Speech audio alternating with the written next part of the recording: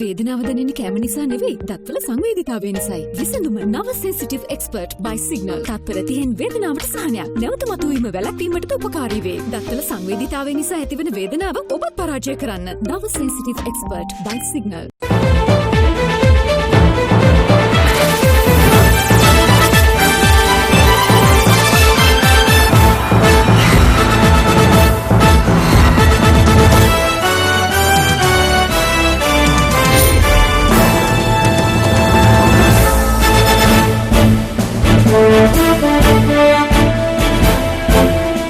ආයුබෝවන් සුබ සන්ධ්‍යාවක්.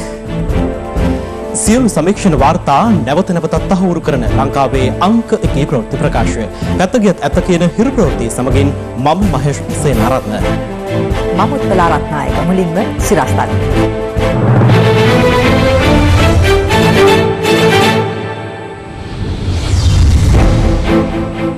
පාහියන්ගල ලෝක උරුමයක් කරන්නයි ඉල්ලීමක්. පුරාවිද්‍යා මංකොල්ලයක් ගැනත් සැකයක්. පුරාවිද්‍යා මංකොල්ලය කියලා කියන්නේ අති දැවැන්ත මංකොල්ලයක්. මේ මංකොල්ලෙට පාහියන්ගලින් ලැබිච්ච ප්‍රාත් ඓතිහාසික සාධකත් අහු වුණාද කියන එක සාධාරණ සැකයක් අපිට තියෙනවා. අද සිට ඇඳිරි නීතිය පැය 4කට සීමා වේ. ජාතික උද්‍යාන හෙට සිට විවෘතයි. රිෂාඩ් බදියුදීන්ගේ මෙහෙයවීමෙන් රට තුළ ක්‍රියාත්මක අරාබි පාසල් ජාලයක් ගැන ඥානසාර හිමිගෙන් හෙළිදරව්වක්. ජාතික රෝහලේ කොල්ලකරු ඇල්ලූ බුද්ධි නිලධාරියා රියානතුරකින් ජීවිතක්ෂයට. සොයිසාපුර වෙඩි තැබීමට පැමිණි රථය පැද වූ රියදුරු උත්තලදී අත් අඩංගුවට. ඇමරිකානු පොලිස් වෙඩි පහරින් තවත් කළු ජාතිකයෙක් මරුට. කොළඹ ජාතික රෝහලේ මුදල් කොල්ලය ව්‍යර්ථ කිරීමට සමත් වූ රාජ්‍ය බුද්ධි සේවයට අනුයුක්තව සේවය කළ පොලිස් කොස්තාපල්වරයෙකු රිය අනතුරකින් ජීවිතක්ෂයට පත්ව තිබෙනවා. ඔහු ගමන් කළ යතුරු පැදිය ඩිෆෙන්ඩර් රථයක් ගැටීමෙන් මෙම අනතුර සිදුව තිබුණා. දවසේ පුවත කොළඹ ජාතික රෝහලේ රුපියල් 79 ලක්ෂයක මුදල් කොල්ලයක් සිදු වී පසුගිය නවවනදායි. මුදල් රැගෙන පලා යමින් සිටි සැකකරු ලොහබැද ගොස් මෙල්ල කර ගැනීමට එම අවස්ථාවේ කොළඹ ජාතික රෝහල පරිශ්‍රයේ රාජකාරී කරමින් සිටි රාජ්‍ය බුද්ධි සේවයට අනුයුක්ත නිලධාරීන් දෙදෙනෙකු සමත් වුණා. ආධුනික නිලධාරීන් දෙදෙනෙකු මෙම නිලධාරීන් පොලිස්පතිවරයාගේද ඇගීමට ලක් වූයේ ඔවුන්ගේ වීරත්වය සමාජය තුළ කතාබහක්ද ඇති කරමින්. මුදල් කොල්ලේ වැළැක්වූ පොලිස් කොස්තාපල් සිතුම් දුලිත අලහප් පෙරුම කොල්ලේ සිදුව දින දෙකකට පසු එනම් 11 වෙනිදා රාජකාරී අවසන් කර තවත් නිලධාරියෙකුද සමග යතුරු පැදියකින් ගමන් කරමින් සිටියදී තිබිනිගස්සය ප්‍රදේශයේදී ඩිෆෙන්ඩර් රථයක් ගැටි අනතුරට ලක් වුණා. මේ අනතුර සිදුවන ආකාරය ආරක්ෂක කැමරාවක සටහන්ව තිබූ ආකාරයයි.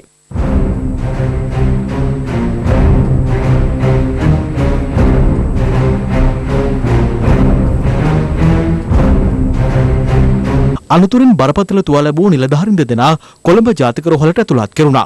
ඒතකොට ඇතුලේ හිටියේ සද්ද දෙකක් ආවා. ඊට පස්සේ එළියෙන් ගිහලා දෙක්කෙනෙක්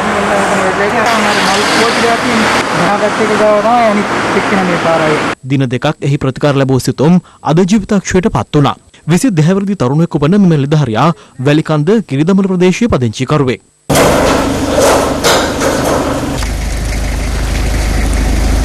අමතුමගේ නෑදෑයෙක් කියනවනේ අප්පපු එක්කෙන එයාට නීති හරියට කරන්න කියන්නේ නිදහස් වෙන්න දෙන්න එපා. ජාතික රෝහලේ ලක්ෂ 79 සිද්ධි සම්බන්ධය අඹා ගිහිල්ලා අත්අඩංගුවට ගත්තේ මගේ වල්ලි. ඊට පසු දින තමයි මේ සිද්ධියට මොහොන පණ්ඩුනේ. මේ අවස්ථාවෙilla සිටිනවා ඒ සම්බන්ධ සාධාරණයක් ඉස්ස කරලා දෙන්න කියලා මේ පවුල වෙන්නේ. අනතුරු සම්බන්ධයෙන් ඩිෆෙන්ඩර් රථය පැද වූ 24 හැවිරිදි නීති ශිෂ්‍යයෙකු අත්අඩංගුවටගෙන හෙට දක්වා රක්ෂිත බන්ධනාගාරගත කර තිබෙනවා.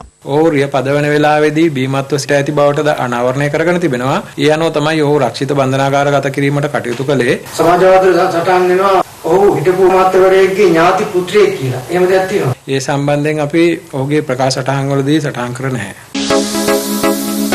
දවසේ පුවත රිෂාඩ් බදියුදීන් හිටපු පාර්ලිමේන්තු මන්ත්‍රීවරයාගේ සහ තුර්කි රජයේ මෙහෙයවීමෙන් මෙරට තුළ අරාබි ජාත්‍යන්තර පාසල් ක්‍රියාත්මක වන බවත් ඒවායේ ඉස්ලාම් අන්තවාදී ඉගැන්වීම් සිදු කරන බවත් පූජ්‍ය ගලගොඩත්තේ ඥානසාර හිමියන් හෙළි කළා.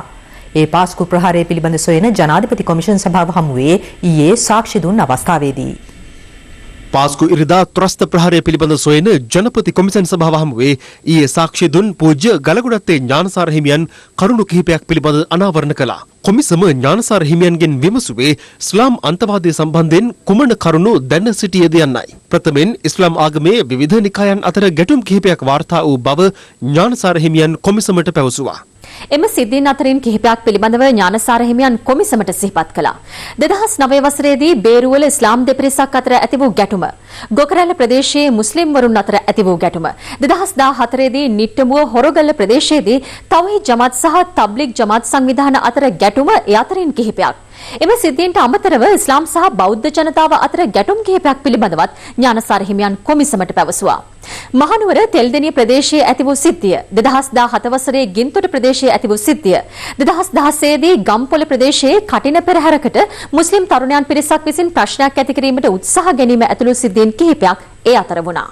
මීට අමතරව උන්වහන්සේ පැවසුවේ අල් මුස්ලිමාන් නැමැති සංවිධානයේ මරීනා රෙෆයි නැමැති කාන්තාව විසින් මෙරට කාන්තාවන් ශ්‍රී ලංකා ජාතික ගීයට සිටගත යුතු නැතයි යනුවෙන් මතවාදයක් ගොඩනැගීමට උත්සාහ කළ බවත් ශ්‍රී ලංකා ගුවන්විදුලියේ දෙමළ සේවය හරහා ඉස්ලාම් අන්තවාදී මත ප්‍රචාරවීමට ඇතැම් අවස්ථාවල උත්සාහගත් බවයි. අනතුරුව කොමිසම විමසුවේ මෙරට අරාබි ජාත්‍යන්තර පාසල් පිළිබඳවයි. හිටපු පාර්ලිමේන්තු මන්ත්‍රී රිෂාඩ් බදුදීන්ගේ මෙහෙයවීමෙන් අරාබි ජාත්‍යන්තර පාසල් ජාලයක් ශ්‍රී ලංකාව තුළ ක්‍රියාත්මක බවත්, තුර්කි ආධාර යටතේ තවත් අරාබි පාසල් ජාලයක් මෙරට ක්‍රියාත්මක වන බවත් උන්වහන්සේ හෙළි කළා. ඥානසාර හිමියන් අවධාරණය කළේ එවැනි පාසල් 30ක ඉස්ලාම් අන්තවාදය සම්බන්ධයෙන් ඉගැන්වීම් සිදු කරන බවටයි. එහි විෂය නිර්දේශයන් සියල්ල වෙබ් අඩවි වලින් ලබා ගැනීමට හැකි වූ බවත්, ඒ පිළිබඳව තොරතුරු හෙළි කිරීමෙන් අනතුරුව ඒවා වෙබ් අඩවි වලින් ඉවත් කර හෝ නම් වෙනස් කර ඇති බවත් ඥානසාර හිමියන් සඳහන් කළා. පාස්කු ඉරිදා මරාගෙන බැන්න බෝම්බ ප්‍රහාර එල්ල කළ ඉබ්‍රාහිම් පවුලේ දෙදෙනාත් ISIS සංවිධානයට අනුයුක්තව කටයුතු කර ජීවිතක්ෂයට පත් වූ ගලේවල ප්‍රදේශයේ පදිංචි පුද්ගලයාත් මෙම අරාබි ජාත්‍යන්තර පාසල් වලින් අධ්‍යාපනය ලැබුවන් බව ඥානසාර හිමියන් ජනාධිපති කොමිසම හමුවේ අනාවරණය කළා. මෙම පාසල්වල අන්තවාදී ඉගැන්වීම් සිදු කරන බවට පවසන්නේ කුමන හේතු මතද? කොමිසම ඥානසාර හිමියන්ගෙන් විමසුවා. මෙම සියලු පාසල්වල ප්‍රධානීන් ඉෆ්වාන් මුස්ලිම් නැමැති දරුණු ඉස්ලාම් අන්තවාදී මතදරන සහ ඒ අනුගමනය කරන පිරිසක් ඥානසාර හිමියන් පිළිතුරු දෙමින් සඳහන් කළා. එමෙන්ම අදාළ පාසල්වල වහබ් සහ සලෆි මතවාදයන්ට මුල් තැන දෙමින් ඉගැන්වීම් සිදු කරන බවත් උන්වහන්සේ පෙන්වා දුන්නා. ඥානසාර හිමියන් කොමිසම හමුවේ වැඩිදුරටත් සඳහන් කළේ තමන් මියන්මාරයේ අශීන් බෙරතු නැමැති භික්ෂුව කලකට ඉහතදී හමු වී ඇති බවයි. එම භික්ෂුන් වහන්සේ සහ මියන්මාර හමුදා ප්‍රධානීන් අතර සාකච්ඡාවක් පවත්වා ඇති අතර එහිදී එම හමුදා ප්‍රධානීන් විශේෂ හෙළිදරව්වක් සිදු කරමින් ප්‍රකාශ කර ඇත්තේ මියන්මාරය, තායිලන්තය සහ ශ්‍රී ලංකාව ඉස්ලාමීකරණය කිරීමට පිරිසක් කටයුතු කරමින් සිටින බවට තොරතුරු ඇති බවයි. ඒ සඳහා ඔවුන් ශ්‍රී ලංකාවට තුර්කි පෙට්‍රෝ ඩොලර් මිලියන 26ක් යොදවීමටත් ඒ හරහා මෙරට ඉඩම් විශාල වශයෙන් මිලදී ගැනීමටත් කටයුතු කරමින් සිටින බව උන්වහන්සේ වැඩිදුරටත් කොමිසම හමුවේ අනාවරණ කළා. ඝාතනයට ලක් වූ ලංකා ස්වයං රැකියා වෘත්තිකයන්ගේ ජාතික ත්‍රිරෝද රථ සංගමයේ සභාපති සුනිල් ජයවර්ධන මහතාගේ අවසන් කටයුතු අද කැස්බෑව පොදු සුසාන භූමියේදී සිදු කෙරුණා. මේ අතර දිවයිනේ ප්‍රදේශ රැසක ත්‍රිරෝද රථ සංගම් නියෝජිතයින් අද පස්වරුවේ පැයක පමණ කාලයක් ධාවනයෙන් ඉවත් වුණේ ඔහුගේ ඝාතනයට විරෝධය පළ කරමින්. පිරිසකගේ පහර දීමකින් ජීවිතක්ෂයට පත් වූ ලංකා ස්වයං රැකියා වෘත්තිකයන්ගේ ජාතික ත්‍රිරෝද රථ සංගමේ සභාපති සුනිල් ජයවර්ධන මහතාගේ දේහයට අවසන් ගෞරව දැක්වීම සඳහා අද දේශපාලකයන් සහ වෘත්තීය සමිති සමාජිකයන් ඇතුළු පිරිසක් එක්ව සිටියා.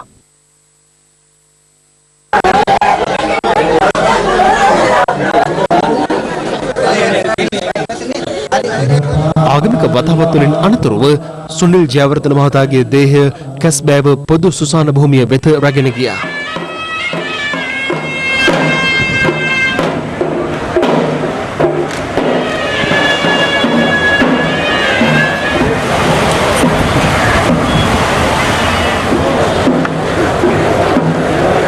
සුනිල් ජයවර්ධන මහතාගේ දේහය පිළිබඳ අවසන් කටයුතු සිදු කෙරුණේ එහිදී.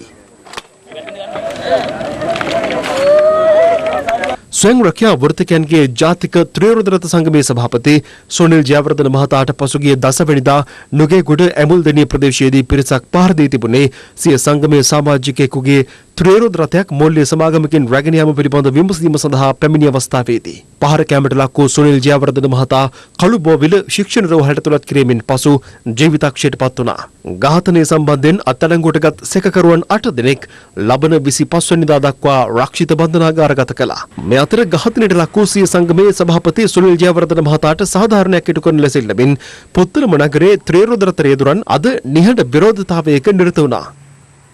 අපි ජනාධිපතිතුමාට කියන්නේ මේ මිනිමරුවන්ට වැඩි දඬුවම් ලබා දෙන්න, මේ රටට කල්බදු ලීසින් ක්‍රමය වෙනස් කරලා මේක බැංකු මගින් ලබා දෙන්න කියලා තමයි අපි සියලු දෙනාම ඉල්ලා සිටින්නේ. ඔහුට වෙච්ච අසාධාරණ වෙනුවෙන් අපි අද මේ පෙනී සිටින්නේ. ඔහුට සාධාරණ ක්ෂ්ඨ කරන්න කියලා ජනාධිපතිතුමාගෙන් ඉතා ගෞරවයෙන් අගමැතිතුමාගෙන් ඉතා ගෞරවයෙන් ඉල්ලා සිටිනවා. මේ අතර දෙවෙනි ප්‍රදේශ රැසක ත්‍රිරෝද රථ සංගම් නියෝජිතයන් ඝාතනයට ලක් වූ සුනිල් ජයවර්ධන මහතා වෙනුවෙන් ශෝකය පළ කරමින් අද පසරුවේ පැයක පමණ කාලයක් ත්‍රිරෝද රථ දහවණෙන් ඉවත් වුණා.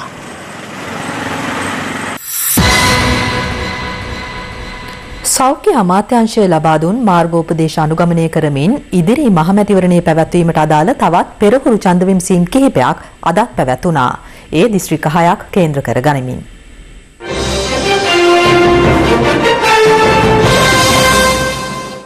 ඉදිරි මහමැතිවරණය වෙනුවෙන් මෙම ආදර්ශ ඡන්ද විමසීම් පැවැත්වුණේ යාපනය, බදුල්ල, පුත්තලම, අම්පාර, නුවරඑළිය සහ කළුතර යන දිස්ත්‍රික්කවලයි. එහිදී සෞඛ්‍ය ආරක්ෂිත ක්‍රමවේද අනුගමනය කරමින් ඡන්ද විමසීම් පැවැත්වීමට කටයුතු යොදා තිබුණා. ඡන්ද දායකයින් අතර දුරස්ථභාවය පවත්වා ගැනීම, දෑත් පිරිසුදු කිරීම සඳහා පහසුකම් සැපයීම, මුඛ ආවරණ අනිවාර්ය කර තිබීම ඒ අතරින් ප්‍රධානයි. සෑම ඡන්ද මධ්‍යස්ථානයකම පැය 2කට ආසන්න කාලයක් පැවති ඡන්ද විමසීම සඳහා ඡන්ද දායකයින් 250 300 අතර පිරිසක් සහභාගී කර ගැනුණා. කළුතර දිස්ත්‍රික්කයේ ආවරණය කරමින් ඡන්ද විමසීම සංවිධානය කර තිබුණේ හඳපාන්ගොඩ මිනේරිගම ප්‍රාථමික විද්‍යාලයේයි. වතු ආශ්‍රිත ඡන්ද පොළවල් පවත්වාගෙන යාමේදී මතුවන ගැටලු පිළිබඳ අවධානය යොමු කිරීම වෙනුවෙන් බදුල්ල දිස්ත්‍රික්කයේ හපුගල කහගල දෙමළ විද්‍යාලයේදී මෙම ඡන්ද විමසීම සංවිධානය කර තිබුණා. පාර්ලිමේන්තු මහමැතිවරණය සඳහා පෙරහරුවක් අද දිනේ හපුතල ආසනයේ කහගල දමිළ විද්‍යාලයේදී පැවැත්වෙනවා.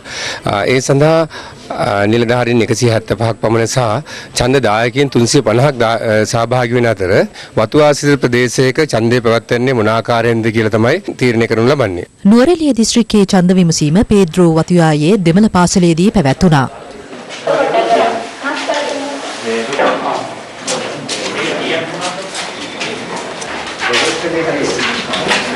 අම්පාර දිස්ත්‍රික්කයේ පැවති ඡන්ද විමසීම සඳහාද ප්‍රදේශීය ඡන්දදායකින් පැමිණි ආකාරයයි මේ. ප්‍රදේශයේ ජනතාව සෞඛ්‍ය පුරුදු වලට අනුගත වෙමින් ඡන්දය පාවිච්චි කරන ආකාරයක් තමයි මෙම ශාලාව තුලදී අපට දැක ගැනීමට හැකුනේ. විශේෂයෙන්ම කිය යුතුයි අම්පාර සහ මඩකරපු දිස්ත්‍රික්කයේ පොලිස් ස්ථානවල නිලධාරීන් ඡන්ද නිලධාරීන් මෙම ස්ථානට පැමිණ තිබෙනවා මෙම ආදර්ශ මැතිවරණය දැක ගැනීම සඳහා. යාපනයේ දිස්ත්‍රික්කය සඳහා පැවති ආදර්ශ ඡන්ද විමසීමේ කටයුතුද සාර්ථකව පැවති ආකාරයයි මේ.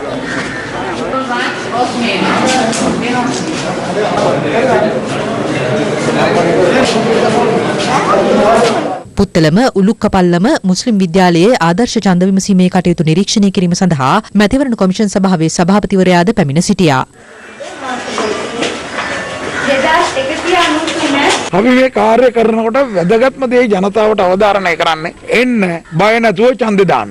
අපි රෝගය බෝවීමට කිසිම ඉඩක් නොලැබෙන ආකාරයෙන් විස බීජාරණය කරලා සෞඛ්‍ය උපදෙස් අනුව කරනවා. මීටර එක දුර පවත්වා ගැනීම, මොහුණු ආවරණ පළඳ සිටීම, නිරතුරුවම අත්පිරිසුදු කිරීම යන කාර්යයන් පරීක්ෂා කිරීම සඳහා සෞඛ්‍ය වෛද්‍ය නිලධාරීන්ගේ කාර්ය මණ්ඩලය සෑම ඡන්ද පොලකටම එක් බගින් අපි යොදවන්න බලාපොරොත්තු. අපි බලාපොරොත්තු වෙනවා ජූලි මාසේ 15 වෙනිදා වෙනකොට සම්පූර්ණයෙන්ම මේ සම්බන්ධයෙන් රටේ ජනතාව නිසි ආකාරයට දැනුවත් වෙන්න කියලා. මේ අතර ඉදිරි මහමැතිවරණයට අදාළ ඡන්ද පත්‍රිකා 1,75 ලක්ෂය අතරින් දිස්ත්‍රික්ක 10ක ඡන්ද පත්‍රිකා මේ වන විට මුද්‍රණය කර අවසන් බව රජයේ මුද්‍රණාලයාධිපතිනි ගංගානී ලියනගේ මහත්මිය සඳහන් කළා.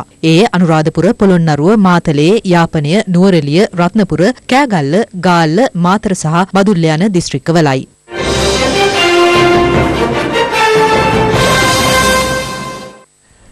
රට තුළ පවතින වත්මන් දේශපාලන තත්ත්වය සම්බන්ධයෙන් පක්ෂ විපක්ෂ දේශපාලනඥයින් පළ කළ අදහස් කිහිපයක් දැන්.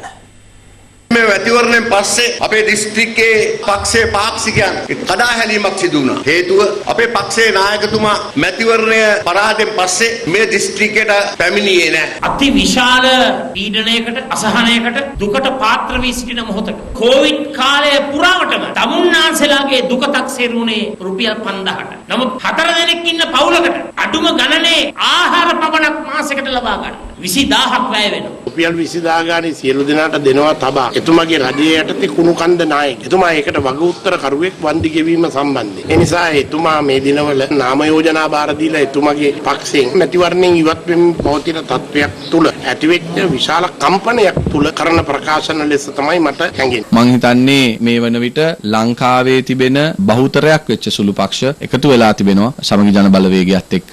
ඒක නිසා මං විශ්වාස කරනවා අනාගතයේ ජයග්‍රහණය නියතයි. හීනෙන් තමයි ජනාධිපති වුණෙත් මතකනේ. ඒ වගේම තමයි අගමැති වෙන්නේ හීනෙන්. එතුමා අසමගි බලවේගනේ. ඒ අසමගි බලවේගය තව ටික දවසකින් ඉවර වෙලා යනවා. බහුතරයක් ඉන්නේ අපි එක්ක. ඔය අනිත් 15 දෙනා අපට ප්‍රශ්නයක් නෙවෙයි. බඳුන් කරමගදී කට්ටිය එක්සත් ජාතික පාක්ෂිකය ආරක්ෂා කරගත්තේ නැති නායකයා. ඒ ඔක්කොම එතන ඉන්නවා.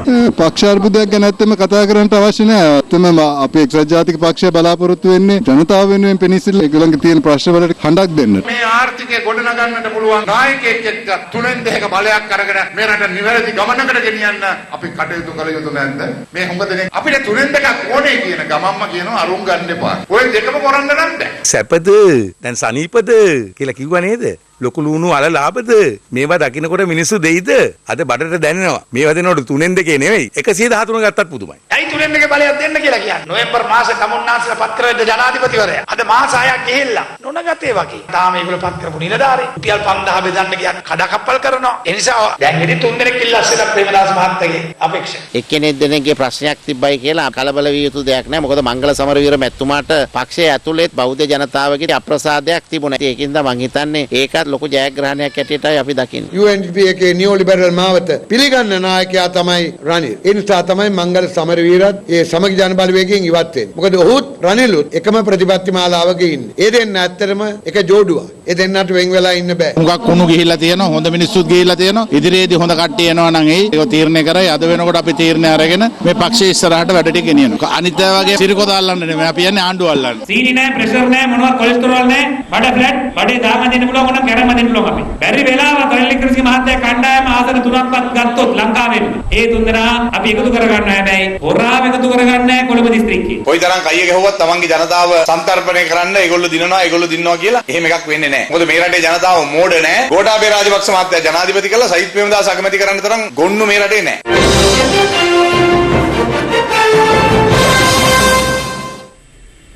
මෙරට දේශපාලන ක්‍රමය පිළිබඳ ජනතාවගේ විශ්වාසය යළි දිනාගත යුතු බව එක්සත් ජාතික පක්ෂ නායක රනිල් වික්‍රමසිංහ මහතා පවසනවා.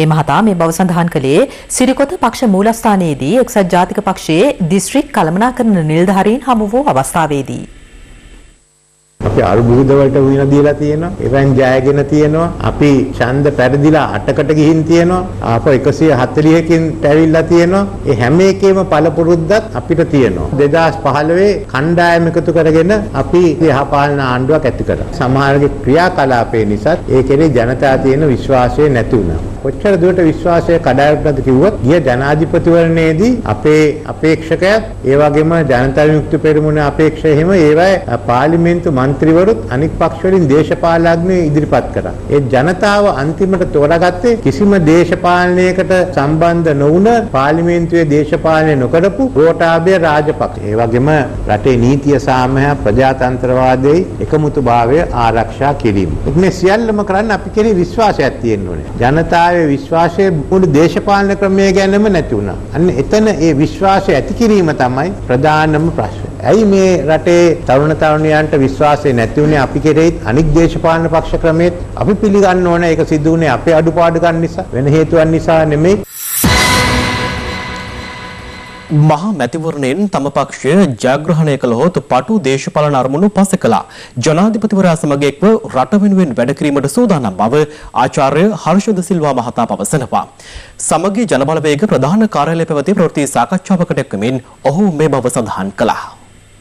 මැතිවරණය පිළිබඳව අපිට දැඩි විශ්වාසයක් තියෙනවා. අපිට ඒ ජයග්‍රහණය ලැබුණොත් ජනාධිපතිවරයා සමග අපේ අලුතෙන් හිතන කණ්ඩායමට පුළුවන් වෙනවා මේ රටේ මිනිස්සු මූණ පාලා තියෙන දැඩි ආර්ථික ප්‍රශ්න වලට උත්තර හොයන්න. ඒකට පක්ෂපාත ભેදයකින් තොරව අපිට ක්‍රියාත්මක වෙන්න සිද්ධ වෙනවා. ගෝඨාභය රාජපක්ෂ ජනාධිපතිවරයා විශ්වාස කරනවා නම් කණ්ඩායම කවුරු වුණත් වැඩ කරන්න පුළුවන් කණ්ඩායමක්, අලුතෙන් හිතන්න පුළුවන් කණ්ඩායමක්. එහෙමනම් මේ වැඩපිළිවෙල ඉස්සරහට අරගෙන යන්න කිසි ගැටලුවක් නැතුව පුළුවන් වෙනවා. පටු දේශපාලන උවමනාකම් සඳහා දේශපාලනයම හරහා රටේ අනාගතය කුණුබක්කියට දාන්න සූදානම් වෙලා ඉන්නවා කියලා අපි විශ්වාස කරන්නේ ගෝඨාභය රාජපක්ෂ ජනාධිපතිවරයා. මෙතර රජය විසින් ජනතාවට ලබා දී ඇති ණය සහන පිළිබඳවද මෙහිදී අදහස් පළ වුණා. කම්කර දෙපාර්තමේන්තුවේ නිල වාර්තාවට අනුව සමහර ශේෂ්ත්‍ර 90% දක්වා සේවකයන්ට වැඩ නැහැ, පඩි නැහැ. හැබැයි ඔවුන්ගේ ලීසින් වාරිකේ එනවා, ඔවුන්ගේ ක්‍රෙඩිට් කාඩ් වාරිකේ එනවා, ඔවුන්ගේ ණය වාරිකේ එනවා. එතකොට රජය මේ සම්බන්ධයෙන් මොකද්ද අරගෙන තියෙන වැඩපිළිවෙල? මාධ්‍ය සංදර්ශන හරහා ජනතාව නොමග අරින්න ඔය කම්පැනි වලට කිව්වා කියලා පොලියත් අය කරන්න එපා කියලා. පොලිය අය කරන්න එපා කියලා ආණ්ඩුව කොහෙවත් කියලා නැහැ. COVID-19 වසංගතය හමුවේ පීඩාවට පත් වූ ව්‍යාපාරිකයින් වෙනුවෙන් රජය විසින් ඉදිරිපත් කළ සහන ක්‍රියාත්මක කිරීමේ වගකීම අදාළ බැංකුවල කළමනාකාරීත්වයේ වගකීමක් බව හිටපු පාර්ලිමේන්තු මන්ත්‍රී ලක්ෂ්මන් යාපා අබේවර්ධන මහතා පවසනවා. අද පෙරවරුවේ පැවති ප්‍රවෘත්ති සාකච්ඡාවකට එක්වෙමින් ඔහු සඳහන් කළේ රජය මේ සම්බන්ධයෙන් දැඩි අවධානයෙන් කටයුතු කරන බවයි. රට විශාල ආඝාතයකට පත්වෙච්ච අවස්ථාවේ ව්‍යාපාරිකයන් විශාල වශයෙන් පීඩනයට පත් වුණා. ඒ නිසා තමයි මේ සහන නිකුත් කරේ. ඒ නිසා මේ සහන ක්‍රියාත්මක කිරීමේ වගකීමක් තියෙනවා. ප්‍රාදේශීය වශයෙන් ඉන්න නිලධාරීන්ට කරන්න බෑ. ඒක කළමනාකාරීත්වයේ විසින් ඒක බිම් මට්ටමට එවන්න ඕන. ඒ නිසා අපි ඉල්ලීමක් කරනවා කරුණාකර මේක ක්‍රියාත්මක කරන්න. මොකද රජයේ මේ පිළිබඳ තදින්ම ඉන්නවා. දෙම් පරිමාණයේ ව්‍යාපාරිකයන් ආරක්ෂා කරගෙන අපනයන ආදායම වැඩි කරගන්නවා. ඒ නිසා තමයි රජය බැංකු වලින් ඉල්ලලා තියෙන්නේ මේ සහන ලබා දෙන්න කියලා. ඒක මේ වෙලාවේ බැංකුවල යුතුයකමක්. ඒක රාජ්‍ය සහ පෞද්ගලික බැංකුවල කළමනාකාරීත්වය විසින් මේ තත්ත්වය අවබෝධ කරගන්නවා. මොකද මේක රජය අමාරුවෙන් මේ තත්ත්වයට මේක ගෙනාම පහුගිය ජනාධිපති මැතිවරණයේදී තිබිච්ච ශක්තියවත් සජිත් පිළට නැති බව පේනවා. අපි ඉල්ලා සිටිනවා එක්සත් ජාතික පාක්ෂිකයන්ගෙන් මේ 3/2 බලය ලබා දීම සඳහා මේ වෙලාවේ රට වෙනුවෙන් ඔබ කොළෙලියක් දැක්විය යුතුයි. ඒ නිසා කරුණාකර පක්ෂ දෙකම කඩාවැටීමක් සිද්ධ වෙලා තියෙන නිසා සියලුම දෙනා එක්කාසු වෙලා මේ 3/2 බලය ලබා දෙන්න මේ පාර්ලිමේන්තුව තුළ බැනගන්න මන්ත්‍රීවරු අවශ්‍ය වෙන්නේ නැහැ. මේ පාර්ලිමේන්තුව තුළ රණ්ඩු වෙන මන්ත්‍රීවරු අවශ්‍ය වෙන්නේ නැහැ. උතුරයි නැගෙනහිර ඇරුණාම අනිත් ජනතාව විශාල පරිත්‍යාගයක් කරා. ඒ වගේම දැන් උතුරයි නැගෙනහිර ජනතාවටත් අවස්ථාවක් ඇවිල්ලා තියෙනවා රජයත් එක්ක කටයුතු කරන්න. ඒ නිසා එදා ප්‍රකාශ කරපු සියලුම දේවල් අද අසත්‍ය බවට පත් වෙලා තියෙනවා. බස් ගාස්තු ඉහළ නැංවීමට කිසි ලෙසකින් හෝ ඉඩ නොදෙන බව මගී ප්‍රවාහන කළමනාකරණ අමාත්‍ය මහින්ද අමරවීර මහතා පවසනවා. කෙසේ වෙතත් පෞද්ගලික බස් හිමියන් පවසන්නේ සාමාන්‍ය බස් රථවලින්ද අර්ධ සුඛෝපභෝගී බස් රථවල ගාස්තුව අය කිරීමේ අවශ්‍යතාව මතුව ඇති බවයි.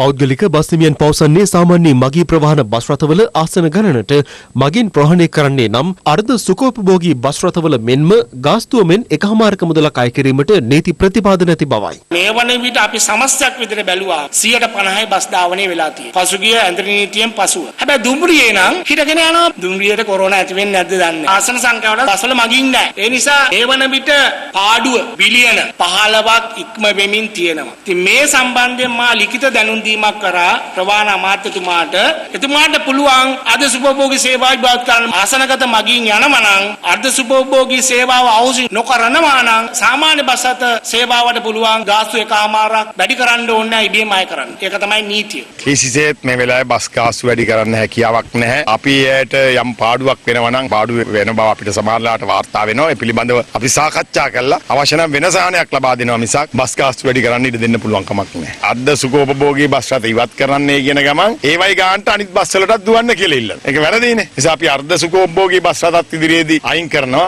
අනිත් බස් රථයි ඔක්කොම එක සමාන ගානකට තමයි ගේන්නේ. COVID-19 වසංගතයත් සමග විවිධ ශේෂ්ත්‍රයන්ට පැන වූ සීමාවන් මේ වන විට ලිහිල් කිරීමේ පසුබිම තුළ තෙමසකට පමණ පසු කිතුණු බැතිමතුන්ට ඉරිදා දේව මෙහන් වලට එක්වීමේ අවස්ථාව අද උදා වුණා. ඒ අනුව දෙවැනි පුරා කිතුණු දේවස්ථානවල බැතිමතුන් දේව මෙහන්ට එක් වූයේ සමාජ දුරස්ථ භාවයේ රැකීමාදී සෞඛ්‍ය අංශ විසින් ප්‍රකාශයට පත් කර ඇති නිර්දේශ අනුගමනය කරමින් උපරිම පුද්ගලයන් 50ක සීමාවට යටත්ව ආගමික කටයුතු සඳහා ආගමික ස්ථාන විවෘත කිරීමට පසුගියදා රජය අවසර ලබා දුන්නා. මේ අතර අද සිට දිවයිනේ සියලු දිස්ත්‍රික්කවල ඇඳරි නීතිය මධ්‍යම රාත්‍රී 12 සිට අලුයම 4 දක්වා පමණක් ක්‍රියාත්මක කරන බව ජනාධිපති මාධ්‍යංශය නිවේදනය කළා.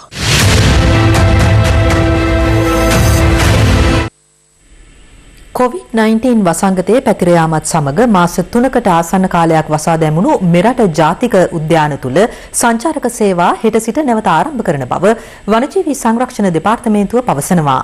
ඒ අනුව යාල, විල්පත්තුව, උඩවලව ඇතුළු ජාතික උද්‍යාන 7ක් හෙට සිට සංචාරකයන් සඳහා විවෘත වනු ඇති.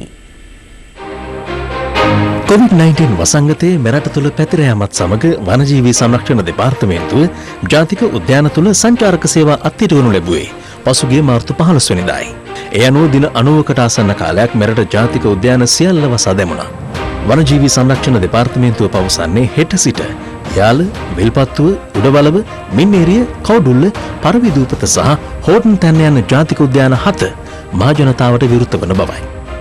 එසේම ජාතික උද්‍යාන වසා දැමීමට පෙර වනජීවී සංචාරක නිවාස සහ කඳවුරු බිම් වෙන් කරගත් පුද්ගලයින්ට නැවත පැමිණෙන පිළිවෙල අනුව අමතර ගාස්තුවකින් තොරව යලි එම වෙන් කර ගැනීම සිදු කළ හැකි බවද වනජීවී සංරක්ෂණ දෙපාර්තමේන්තුව පවසනවා. විශේෂභාර අමාත්‍ය එස්.එම්. චන්ද්‍රසේන මහතාද ජාතික උද්‍යාන නැවත ආරම්භ කිරීම සම්බන්ධයෙන් මෙලෙස අදහස් පළ කළා. සෞඛ්‍ය ආරක්ෂක වැඩපිළිවෙළවලට යටත්ව මේ කටයුත්ත කරන්න අවශ්‍ය සියලු පහසුකම් වනජීවි දෙපාර්තමේන්තුව ඇතුළු අනිකුත් දෙපාර්තමේන්තු වලින් ලෑස්ති කරලා තියෙනවා. පළමුවෙන්ම වාහන ඇතුළු කරන්න කියලා තීන්දුව කරේ 50% විතර. හොඳ තත්ත්වයට එනකොට සම්පූර්ණයෙන්ම විවෘත කරන්න බලාපොරොත්තු වෙනවා. දින 90ක් පුරා වසා දමා තිබූ ජාතික උද්‍යානවල ගස්වැල්, සතා සිව්පාවුන්, මිනිස් ක්‍රියාකාරකම් වලින් තොරවීමත් සමග ක්‍රමක්‍රමයෙන් තම සුන්දරත්වය ඉස්මතු කර තිබුණේ මෙලෙසයි. අතුපතර විහිදා නැගුණු මහා වනස්පතීන් මේ ලැබුණු නිවාඩුවෙන් නිදහසේ හුස්මගෙන තිබුණා. COVID-19 වසංගතය මිනිසුන් නිවෙස්වලටම සිර කරද්දී වෙනදා තොර තෝංචයක් නොමැතිව නැගුණු සෆාරි ජීප් රථවල ශබ්දයේද පසුගිය මාර්තු 15 වෙනිදා සිට වියකී ගියා. නොසිතූ මොහොතක Tamanට ලැබුණු නිදහස උපරිමයෙන් භුක්ති විඳීමට වනාන්තරවල සැබෑ හිමිකරුවන් ක්‍රියා කළේ මෙලෙසයි.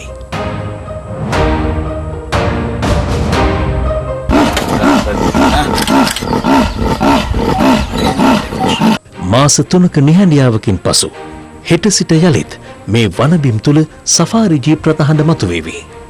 සතා සිව්පාවුන්ට පරිසරයට ආදරය කරන ඔබ හෙට සිට මොවුන්ගේ පාරාදීසයේ නරඹන විට පෙරටත් වඩා ඔවුන්ගේ නිදහසට ගරු කළ යුතු බවයි හිරු ප්‍රවෘත්ති අපගේ හැඟීම.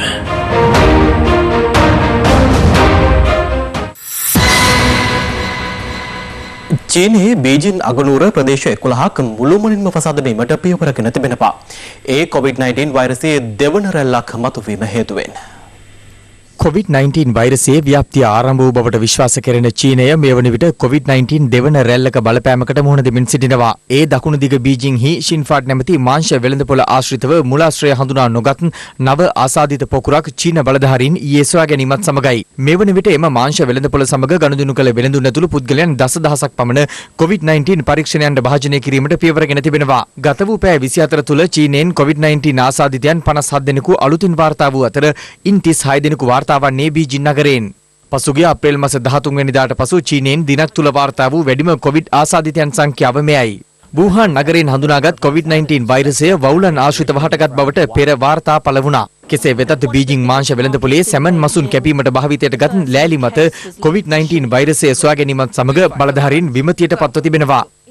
මේ අතර COVID-19 ආසාදනය වීමෙන් මියගිය පුද්ගලයන්ගේ සිරුරු ආදාහනයට ඉඩ පහසුකම් නොමැතිවීම හේතුවෙන් මේ ආකාරයට තැන තැන ගොඩගසා ආදාහනය කරන ආකාරය ඉන්දියාවේ පංජාබ් ප්‍රාන්තයෙන් වාර්තා වුණා. ලෝපුරා වාර්තා වන COVID-19 ආසාදිතයන් සංඛ්‍යාව 78,89,818ක් දක්වා ඉහළ ගියේ ගත වූ පැය 24 තුළ නව ආසාදිතයන් 1,32,876ක් වාර්තා වීමත් සමගයි. මේ අතර අද දිනේ COVID-19 ආසාදිත නාවික හමුදා සමාජිකයන් 5 දෙනෙකු වාර්තා වීමත් සමග මෙරට සමස්ත COVID-19 ආසාදිතයන් සංඛ්‍යාව 1889 දක්වා ඉහළ ගියා. වෛරසය ආසාදිතව සිට පූර්ණ සුවය ලබා රෝහල් වලින් පිටව ගිය සංඛ්‍යාව 1287ක් වන අතර ආසාදිතයන් 591ක් තවදුරටත් වෛද්‍ය අධීක්ෂණය යටතේ ප්‍රතිකාර ලබනවා.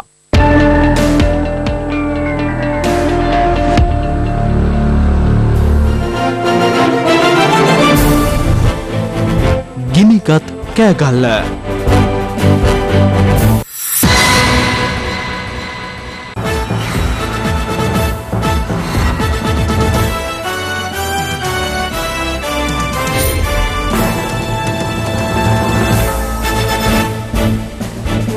පායංගල ලෙන ලෝකෝරුමයක් බවට පත් කළ යුතු බව ආචාර්ය සිරන් දරණීකල මහතා පවසනවා.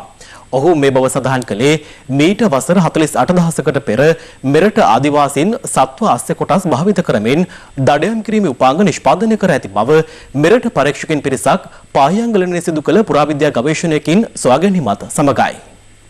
ශ්‍රී ලංකාවේ තෙත්බිම් කලාපයේ පිහිටා ඇති හොරණ බුලත් සිංහල පාහියංගල ලෙනේ කැණීම් මුල්වරට ආරම්භ වුණේ 1979 වසරේදී. මෙම පෞරාණික ලෙන සම්බන්ධයෙන් සිදු කර ඇති විද්‍යාත්මක කාල නිර්ණය අනුව ප්‍රාග් ඓතිහාසික යුගයට අයත් කරුණු රැසක් අනාවරණ වී ඇති අතර ලෙන් ජනාවාසකරණය මෙන්ම මෙරට තාක්ෂණයේ බිහිවීම පිළිබඳවද කරුණු රැසක් ඊට අයත්. පාහියන්ගල ලෙන ආශ්‍රිතව සිදු කළ නවතම ගවේෂණයෙන් අනාවරණය වී ඇත්තේ වර්ෂ 48000කට පෙර මෙරට ආදිවාසීන් සත්ව කොටස් භාවිතා කරමින් දඩයම් කිරීමේ උපාංග නිෂ්පාදනය කර ඇති බවයි. ඒත් සමග අප්‍රිකාවෙන් පිටත දුනු ඊතල තාක්ෂණයේ භාවිත කළ ලෝ ප්‍රථම රට බවට පත්වීමේ ගෞරවය මෙරටට හිමි වෙනවා. ශ්‍රීපාදේ දුම්බර හඳු ඇටිය ඒ ස්ථාන ලෝකෝරුම ස්ථාන හැටියට පත්පිරීම සඳහා කණ්ඩායමක් යුනෙස්කෝ එකෙන් එවලා තිබුණා ලංකාවට. මම ගිහින් පෙන්නුවා අපේ කුරුවිට බටන බලන තමයි විශේෂයෙන් මම පෙන්නුවේ මණික් ලෙන් දෙක තමයි කෙතුගල බෙලිලෙනයි පාහින්ලයි. අනිවාර්යෙන් මේ ස්ථාන තුන ලෝකෝරුම ස්ථාන හැටියට පත් කළ යුතුයි කියලා ඒ ආපු කණ්ඩායම ඒකමතිකව අපිට ගන්නවා. ඉතින් ඒ ගැන පියවර ගන්න ඕන රජෙන්. ඒක කෙරෙන්නම තියෙන දෙයක්. කෙසේ වෙතත් පාහියන්ගල ලෙන ආශ්‍රිතව පුරාවිද්‍යා මංකොල්ලයක් සිදුවන බවට පූජ්‍ය පාහියන්ගල ආනන්ද සාගර හිමියන් සැකපල කරනවා. මේ ගල්ලෙන ඇතුලේ තමයි වාර්තා වෙන්නේ මේ වෙනකොට ලෝකයේ පැරණිම මානව සාධක තොරතුරු. මේ ලැබෙන පුරාවිද්‍යාත්මක මානව අවශේෂ මේ පාහියන්ගල කොහෙවත් අපට දකින්න ලැබෙන්නේ නැහැ. මේ අපට ඉතුරු වෙලා තියෙන්නේ ගල් ගොඩක් විතරයි. දැන් මේක අවාසනාවන්ත තත්වයක්. දැන් මේ වෙනකොටත් මේ ලැබිච්ච මානව අවශේෂ ඇමරිකාව, එංගලන්තය වගේ රටවල් වලට ගෙනිලා තියෙන පරීක්ෂණ වලට අපි පුරාවිද්‍යා දෙපාර්තමේන්තුවෙන් කීප විටක්ම විමසුවා මේ අරංගිය පුරාවිද්‍යා සාධක මානව සාධක මේ ඇට කෑලි ගල් මෙවලා මේ හිස්කබල් දැන් මොකද උනේ කියලා. ඔවුන් කියනවා පරීක්ෂණ මට්ටමේ තියෙනවා තාම පරීක්ෂණ කරනවා කියලා. නමුත් අපට පෙනී යන තත්ත්වයක් තමයි ශ්‍රී ලංකා පුරාවිද්‍යා දෙපාර්තමේන්තුව අසන්නභාවයට පත් වෙලා තිනවා මේ මානව සාධක ලංකාවට ගෙන්වා ගන්න. ඒ විතරක් නෙවෙයි මේ මානව සාධක මේ වෙනකම්ම අවුරුදු ගාණාවක් වෙනකම්ම පිට රටවල් වල තියෙන්නේ. අපේ කිසිදු පරීක්ෂකෙක් ඒ ස්ථාන දැන් පරීක්ෂණ කටයුතු සිදු කරන්නේ නැහැ. ලෝකේ මේ වෙනකොට පුරාවිද්‍යා මංකොල්ලය කියලා කියන්නේ අති දැවැන්ත මංකොල්ලයක්. මේ මංකොල්ලෙට පුරායන්ගෙන් ලැබිච්ච ප්‍රාග් ඓතිහාසික සාධකත් අහු වුණාද කියන එක සාධාරණ සැකයක් අපිට තියෙනවා.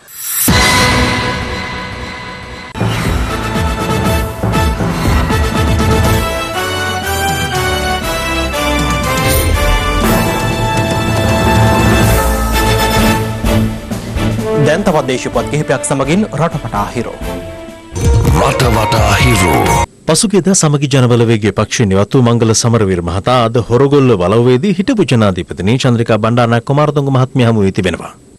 මොරටුව සොයිසපුර හෝටලයට වෙඩි තැබීම සඳහා පැමිණි මෝටර රථයේ රියදුරු අද බුත්තල ප්‍රදේශයේ සැඟව සිටියේදී පොලිසිය අත්අඩංගුවට ගෙන තිබෙනවා.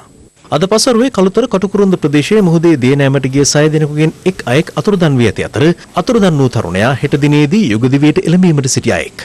කෑගල්ල පොදු වෙළඳ සංකීර්ණයට හටගත් ගින්නකින් ඉහළ මාලයේ කඩකාමරවලට දැඩි අලාභානි සිදුව තිබෙනවා. එම ගින්න පාලනය කිරීම සඳහා ප්‍රදේශ කිහිපයකින්ම ගින්න නිවන රථ යොමු කෙරුණු අතර දැඩි පරිශ්‍රමයකින් අනතුරුව ගින්න පාලනය කෙරුණා. කැකිරාව පොල්වන් කුට්ටිගම ප්‍රදේශයේ ඇඹරුම් හලක නිෂ්පාදනය කරමින් තිබූ තත්වයෙන් බාල කහකුඩු තොගයක් සමග සැකකරුවන් දෙදෙනෙකු කැකිරාව මහජන සෞඛ්‍ය පරීක්ෂකවරුන් අත්අඩංගුවට ගත් අතර එම ඇඹරුම් හලට මුද්‍රා තැබුණා. රටවටා හිරෝ.